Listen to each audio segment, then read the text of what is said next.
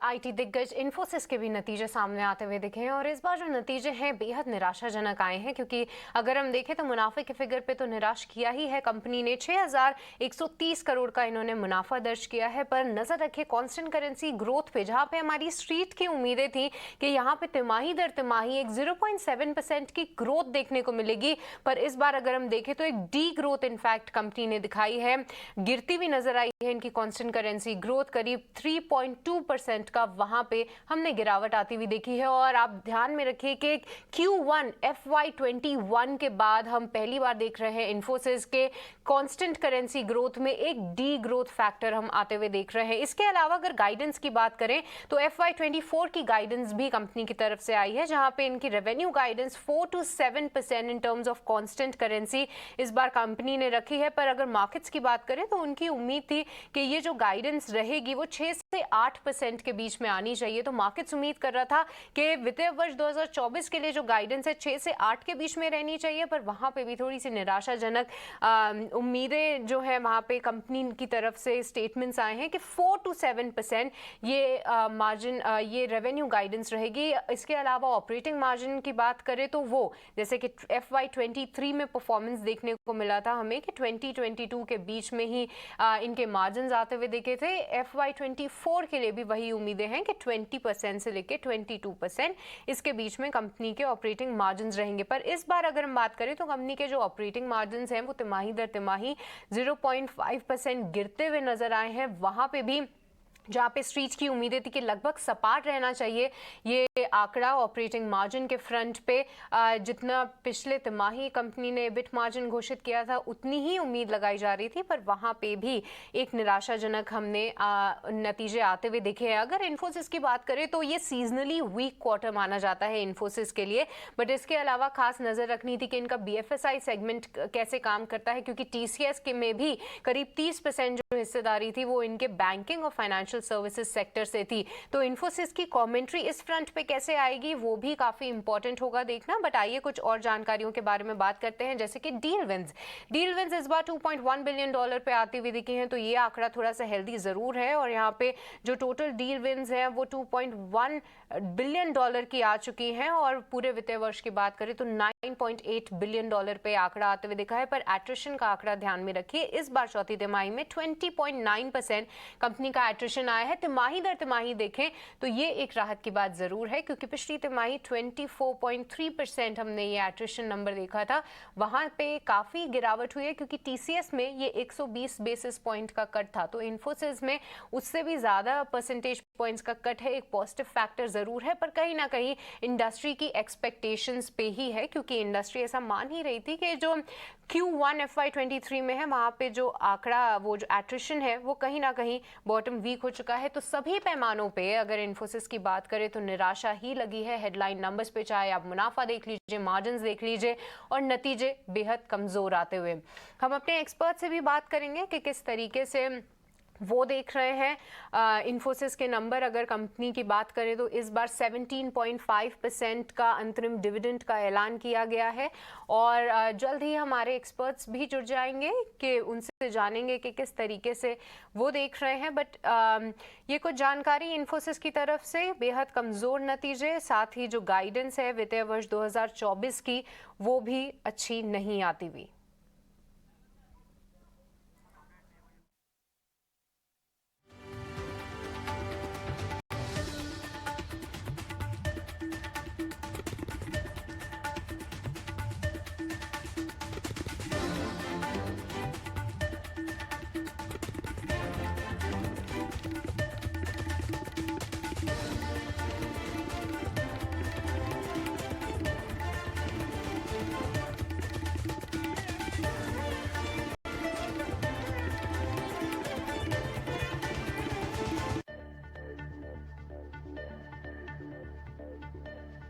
तो आई थी दिग्गज इन्फोसिस के नतीजे आपके सामने आते हुए यहाँ पे हम देख रहे हैं कि मार्केट्स को कहीं ना कहीं ये उम्मीद जरूर थी, क्योंकि निफ्टी 50 का टॉप लूजर आज इन्फोसिस साबित हुआ था। हमने देखा कि टीसीएस के निराशाजनक नतीजों के बाद शेयर में इतनी भारी बिकवाली जरूर नहीं हुई, करीब 1.5% ही गिरा था टीसीएस का शेयर, पर इन्फोसिस लगभग 2.5 से 3% की यहाँ पे गिरावट हमने देखी है। और कहीं ना कहीं जो आईटी में मोमेंटम है डाउनफॉल का, गिरावट का, कमजोरी का, वो बरकरार होता हुआ और आगे के लिए क्या आउटलुक है, क्योंकि ये जानना काफी इंपॉर्टेंट हो जाएगा, क्योंकि टीसीएस की जो कमेंट्री आई है वो थोड़ी सी सतर्क रहने वाली है। वहां पे यूएस में जिस तरीके से बैंकिंग सेक्टर को लेकर दिक्कतें हैं, उसमें भी चिंताएं जो है मैनेजमेंट ने जताई हैं, तो क्या इन्फोसिस की तरफ से भी वो कमेंट्री आती है, वो देखना काफी इंपॉर्टेंट रहेगा।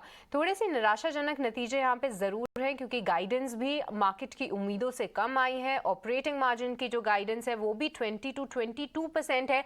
ये थोड़ा सा इंटरेस्टिंग जरूर है, क्योंकि वित्तीय वर्ष 2023 में जो कंपनी के मार्जिन आते हुए दिखे थे वो करीब 20% से लेके 21.5% के बीच में थे। तो अगर यहाँ से वो अगले साल में 22% तक इसको खींच के ले जाते हैं तो थोड़ा सा ये राहत की बात जरूर होगी। और अगर ये होता है तो 22.5 के ऊपर जो ये आंकड़ा आता हुआ दिखेगा वो होगा Q4 FY22 के बाद।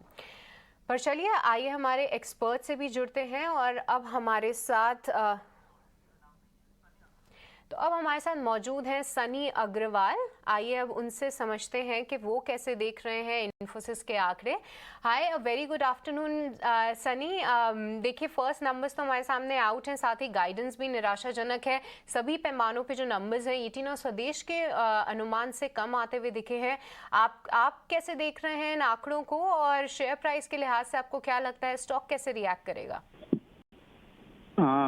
या गुड आफ्टरनून। तो मैं एक्चुअली मैं नंबर देख नहीं पाया था। If you can repeat the number it will be really helpful.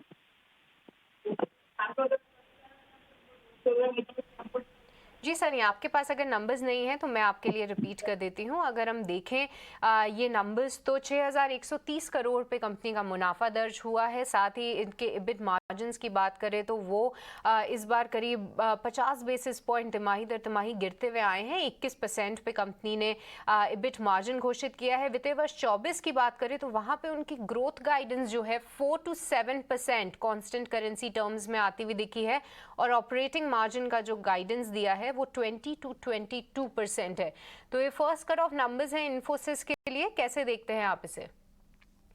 ये numbers just based on the headline number देख के तो लग रहा है कि थोड़े से स्ट्रीट एक्सपेक्टेशन से कम ही आए हैं नंबर। इसमें एक जो मेन देखने की जो पैरामीटर होगी वो है आगे की जो ग्रोथ आउटलुक है।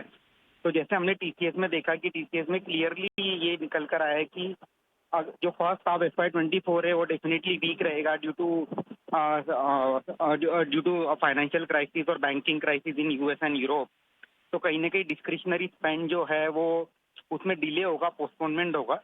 तो आई एम अज्यूमिंग कि सेम ट्रेंड हमें सेम कमेंट्री इन्फोसिस में भी देखने मिलेगी। तो कहीं ना कहीं अगर मैं स्टॉक प्राइस के लिहाज से बात करता हूँ तो स्टॉक में भी मंडे को मार्जिनली निगेटिव रिएक्ट होकर के ये एक साइडवेज ट्रेड में चलेगा अगले 3 से 4 महीने के लिए।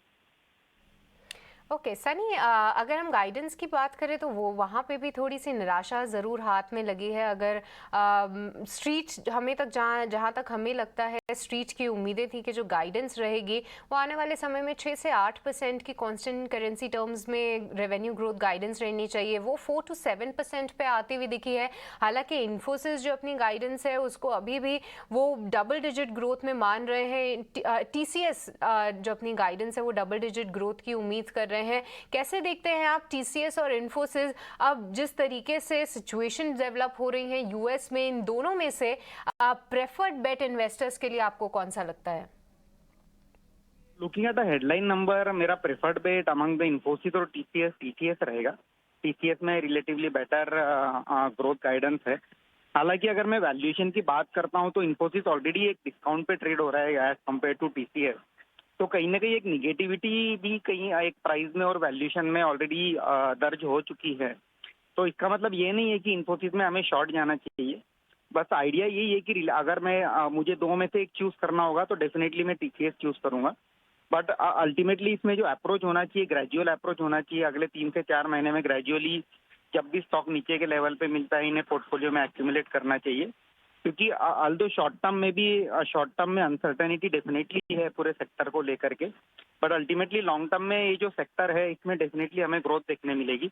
FY24 जो ईयर है इसमें मे बी लोअर ग्रोथ रहेगा, may be from FY25-26 we will see a healthy growth in entire IT sector. तो वित्तीय वर्ष 2024 थोड़ा सा सतर्क रहने वाला ज़रूर रह सकता है, वहाँ पे थोड़ी सी चिंताएं ज़रूर हैं, बट वित्तीय वर्ष 25 से एक IT सेक्टर की ग्रोथ की उम्मीद ज़रूर लगाई जा रही है। सनी, आपको बहुत बहुत शुक्रिया हमारे साथ जुड़ने के लिए और अपना इन्फोसिस पे टेक देने के लिए। पर चलिए, इसी के साथ हमारे साथ अविनाश गौरक्षकर जी भी जुड़ चुके हैं। आइए समझते हैं कि वो कैसे देख रहे हैं नतीजे। हाय, वेरी गुड आफ्टरनून अविनाश। देखिए, इन्फोसिस के नतीजे हमारे अनुमान से तो काफ़ी कमज़ोर आते हुए दिखे हैं। अगर आपने नंबर्स देखे हैं तो आपकी क्या उम्मीदें हैं आगे चल के, क्योंकि इन्फोसिस इन्वेस्टर्स फेवरेट रहा है कई सालों से, तो क्या ये रिसेंट की उथल पुथल के बाद आपको लगता है कि फिर से स्टॉक में तेजी आनी चाहिए और Q1 छोड़ दें अगर, तो दूसरी या तीसरी तिमाही से आउटलुक बेहतर हो सकता है? आपकी क्या उम्मीदें हैं? देखिए, इन्फोसिस का जो चौथी तिमाही का नंबर आ गया वो मेरे ख्याल से थोड़ा सा डिसअपॉइंटिंग जरूर है। और मुझे लग रहा है कि कहीं ना कहीं मार्केट्स TCS के नंबर के बाद थोड़ा सा उम्मीद लगा के बैठा था कि इन्फोसिस शायद थोड़ा सा बेहतर नंबर डिक्लेयर करे, लेकिन ये जो नंबर्स आ गए हैं इसमें क्लियर दिख रहा है कि जो रेवेन्यू ग्रोथ है वो भी थोड़ा सा उम्मीद के नीचे आ गया है। और मेरे ख्याल से कल के TCS के नंबर्स अगर हम एक्सपेक्ट करें तो मुझे लग रहा है कि TCS stand out better as compare to Infosys. अभी आगे डॉलर गाइडेंस कितना होगा और ऊपर से रेवेन्यू ग्रोथ गाइडेंस कितना होगा, क्योंकि मेरे ख्याल से ऑपरेटिंग मार्जिन तो गाइडेंस तो इन्फोसिस ने करीबन 20-22% का 24 के लिए दिया है, तो वो तो अच्छी बात है, लेकिन जिस प्रकार का मुनाफा इस क्वार्टर में आया वो मेरे ख्याल से थोड़ा सा एक्सपेक्टेशन से नीचे आया। तो मार्केट इसको डेफिनेटली कोई बड़ा री रेटिंग नहीं देगा। और ऊपर से जिस प्रकार की कमेंट्री अभी मैनेजमेंट देगा कि क्या ग्रोथ आउटलुक है, कितने क्लाइंट एडिशन हो गए हैं और ओवरऑल बैंकिंग सेक्टर की क्राइसिस में इन्फोसिस किस प्रकार से प्रोटेक्टेड है या किस प्रकार से अफेक्टेड है, ये सारी बातें मेरे ख्याल से आगे स्टॉक के ऊपर इम्पैक्ट प्रभाव पड़ेगी। तो I would say that it's a hold. कोई फ्रेश बाइंग मेरे ख्याल से इससे करना इमीडिएटली कोई बड़ा री रेटिंग आएगा ऐसा लगता है। ओके, कोई बड़ा री रेटिंग आएगा ऐसा नहीं लगता है। पर अविनाश, अगर हम देखें तो मिड कैप और स्मॉल कैप IT उसमें किस तरीके के रिएक्शन की उम्मीद कर रहे हैं? देखिए, जब लार्ज कैप्स में ही इतना प्रेशर बिल्डअप होते हुए देख रहे हैं, आउटलुक इतना अच्छा नहीं है, कमेंट्री इतनी अच्छी नहीं है, तो क्या आपको लगता है जो मिड कैप और स्मॉल कैप IT नेम्स हैं आगे चल के उनकी और पिटाई हो सकती है? और उनमें से सबसे वीकेस्ट लिंक आप फिलहाल किसे मानते हैं? ये देखिए, मुझे लग रहा है कि मिड कैप IT में तो मुझे लग रहा है कि डेफिनेटली थोड़ा बहुत इम्पैक्ट आएगा, क्योंकि लार्ज कैप IT कंपनीज में अगर हमको मार्जिन प्रेशर दिख रहा है, अगर performance is not up to the mark, तो डेफिनेटली छोटी कंपनीज में दिक्कतें और बढ़ेगी।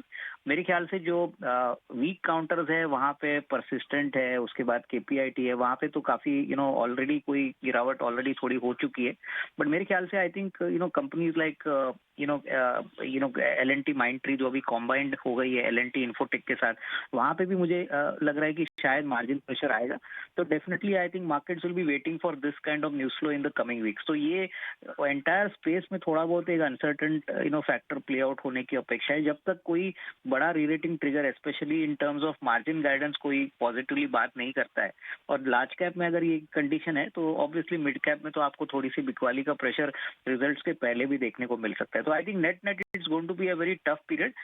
रिकवरी के लिए मेरे ख्याल से कम 2-3 क्वार्टर्स लगेंगे और तब तक मेरे ख्याल से ये एंटायर स्पेस थोड़ा सा एक लैकलस्टर जगह रहेगी। ओके, बहुत बहुत शुक्रिया अविनाश जी हमारे साथ जुड़ने के लिए और इन्फोसिस और IT सेक्टर पे क्या आउटलुक बन रहा है ये दर्शकों के साथ बताने के लिए। पर चलिए, इसी के साथ शो को यहीं पे समाप्त करने का वक्त हो चला है। इन्फोसिस की बात करें तो बेहद निराशाजनक नतीजे आज के सत्र में देखें तो गिरावट का शिकार हुआ था और मंडे को भी एनालिस्ट उम्मीद कर रहे हैं कि और पिटाई हो सकती है इन्फोसिस के शेयर की। पर चलिए, इसी के साथ स्वदेश खबर में मुझे दीजिए यहीं पर इजाजत। पर आप कहीं मजाएगा ET ना स्वदेश पे खबरों का सिलसिला ऐसे ही जारी है। नमस्कार।